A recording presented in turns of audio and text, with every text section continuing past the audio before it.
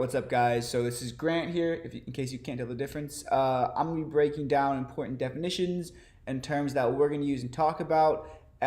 So if you don't know what they mean, or for some reason you don't explain them, you can reference back to this video and kind of get a feel for what it is. So the first subject we're going to talk about are types of advertising. There are a couple different types.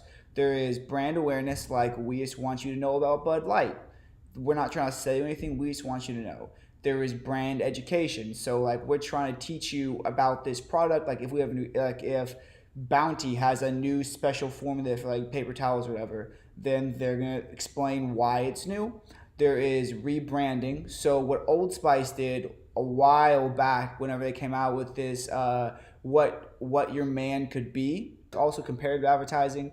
So like the Get a Mac campaign back in the day, it compared Mac versus PC just straight across the board. That's a bit more of a rare type, as we'll talk about later. But like those are the main four. The next thing we're going to talk about is what is an insight.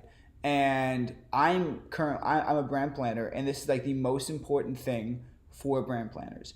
Insight, there are a lot of definitions, but kind of there's one definition that I think kind of fits well. And when you see an insight, you say, "Oh, that's true," and I never thought about it that way. So an insight is something that is true, but you don't think about it in that way. I know that's not a great definition. In this video later, we'll try and find a better one and put it there. But for the purpose of this channel, that's what we're gonna rock and roll with. And then we have tactics. So tactics outline the strategy that you put together. So those are the things you actually see that are going on, and those come from the overlaying strategy. So tactics, an example of tactics might be, is like Michelin sponsoring the blimp, I think for college football. That is an example of a tactic. The next thing we're gonna go over is a creative brief. And a creative brief is very important to planners. So planner/strategist is what I am.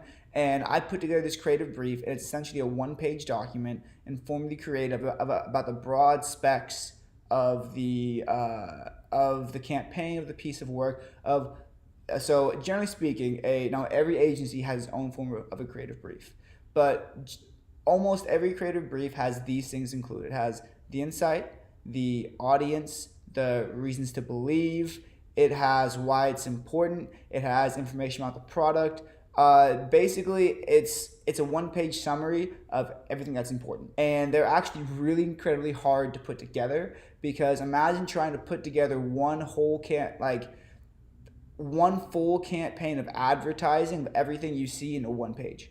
All that squishing, and you lose a lot of context, which is why it's generally followed by a deck, so which is a PowerPoint type things, and that's going to be 30, 40, 50, 60 slides long, and that's to give a lot more context and a lot more facts and figures and competitive analysis and things like that. But the creative brief is the short and sweet version of it. All right, and the next thing we're going to talk about is positioning theory. This is really, really important for all planners and kind of advertising in general, but specifically planners.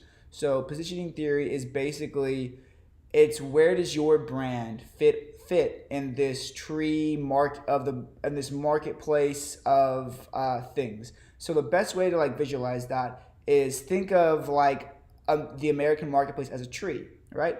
And then then you have a branch, which is a category, for example, shoes or pop. And then off that branch you have other limbs, right? And those limbs are different brands, and that's kind of like the way to visualize it. All right, and then so obviously, and throughout these is we're gonna give an ad a grade 1 through 10, 5 being average, 10 being the best, 1 being the worst. So obviously we have to have anchors, so it's not just this weird scale of like what is a 10. So a 10 is going to be either the Volkswagen Think Small campaign, the 1984 Apple ad, De Beers A Diamond Is Forever. These really famous, really, really well done, results driven, but also nuanced kind of ads and ad campaigns that made a huge difference, or they changed the culture. That's what a 10 is and does. Now a 1, on the other hand, is going to be like you're locally produced. It took 10 minutes and $5 and makes you genuinely hate advertising more, and you may even get like secondhand embarrassment. Those are the kind of ones we're going to see. And honestly, we're not going to talk a lot about those because if you get embarrassed watching them, like we're going to get embarrassed breaking them down. So we're going to try and stay away from that. We're going to stick to the ones that are like a 5.5 and above, things that are cool and that we see. And if you guys have ads that you want us to break down or that you think are good or that you think are bad, then we'll happily do that. We're open to taking suggestions, and like if you want to know like why something was done, we can give you our best answer as well.